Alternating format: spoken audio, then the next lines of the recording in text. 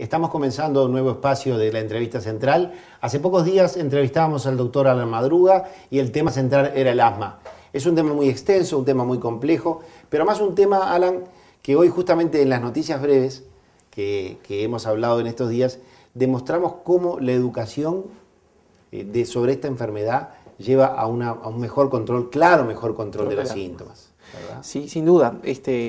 Parte del tratamiento que es farmacológico y la otra parte, y no menos importante, que es la parte educativa y la parte de conocimiento de su enfermedad, ¿verdad? Juega un rol preponderante en el control, que es el objetivo en esta enfermedad, es controlar el asma. ¿Verdad? Para aquellos televidentes que nos acompañan, que no pudieron estar el día que nos acompañaste, hacenos un breve resumen de lo que se caracteriza a la enfermedad asmática. Brevemente, el asma es una enfermedad crónica caracterizada por inflamación e una hiperreactividad de la vía aérea. Eso significa que el bronquio está sano, tiene este diámetro. Cuando el bronquio con asma, él se inflama, se cierra, tiene una obstrucción y de ahí la resultancia de todos los síntomas. Bien, de todos los síntomas. Falta de aire, chillidos, dificultad para respirar, fatiga, tos. Alan, habíamos hablado de que en este programa íbamos a hablar sobre el control de la enfermedad. Pero es importante una pregunta que me quedó en el tintero del otro día.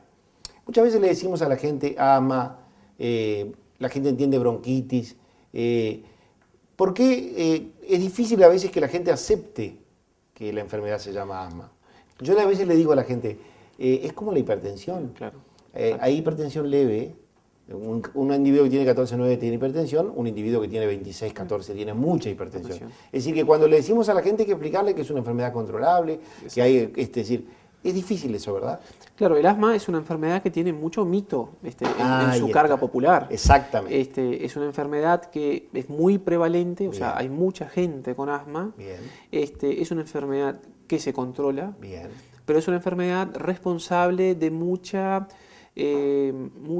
pérdida de autonomía social, vamos a decir así. Claro. Una persona que se ataca, tiene crisis de asma frecuentes, es una enfermedad que tiene un ausentismo laboral muy grande, un ausentismo en la escuela en niños muy grande, y es una enfermedad muy pluriforme en sus síntomas. Eso es cierto, se expresa con muchos síntomas. Muchos síntomas. Entonces esta enfermedad va a confundirse con otras, ¿verdad? Claro. Pero lo importante es llegar al diagnóstico de asma lo antes posible, en base a una historia clínica, en base a la espirometría cuando está indicada. ¿Qué es la espirometría, Alan? La espirometría es un estudio funcional respiratorio, ¿verdad? Se hace la persona soplar a través de un aparato y ahí se miden los flujos, los volúmenes pulmonares, la velocidad de un flujo pulmonar y se puede llegar al diagnóstico. Si es una obstrucción, si es una restricción y sus características, severidad, ¿verdad? Y a su vez sirve como control. Uno aplica el tratamiento. Claro, y después al tiempo se hace la espirometría nuevamente y compara los valores. Bien, eso es un estudio importante, entonces, que permite llevar un control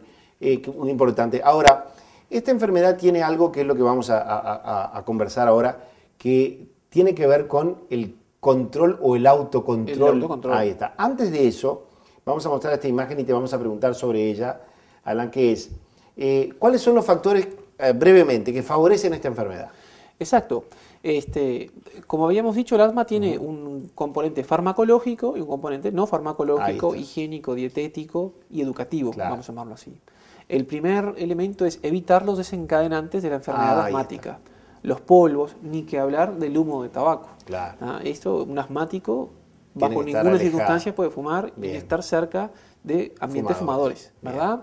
Los ácaros que habíamos hablado, algunos alergenos ambientales. Los ácaros, habíamos hablado de micropartículas, ¿verdad? Que están en el polvo doméstico, en el polvo doméstico, en las alfombras, en las cortinas, en los pelos de animales también, mascotas que puedan tener, aerosoles, esos desodorantes de ambiente, hipoclorito, olores fuertes. Todos esos son, como decíamos, son favorecedores de la enfermedad. Ahí está, para que la enfermedad se desarrolle. Exacto. Por lo tanto, un pilar del tratamiento es evitar todos estos factores, desencadenantes, como tú decías, el tabaco, los animales. Y muchas veces solo con esto es suficiente para controlar un asma. Ahí está, porque muchas veces son factores que se desarrollan a partir de estos factores favorecedores.